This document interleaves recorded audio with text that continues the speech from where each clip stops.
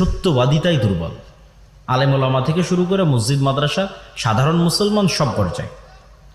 বাংলাদেশ, ভারত, পাকিস্তান আরও ভয়াবহ অবস্থা। আমাদের জন্ম নিবন্ধন থেকে শুরু করে, আমাদের এনআইডি কার্ড থেকে শুরু করে, আমাদের জমির দলিল থেকে শুরু করে যত রকমের অফিস আদালতে আমরা যাই সবকিছু মিথ্যার উপর প্রতিষ্ঠিত।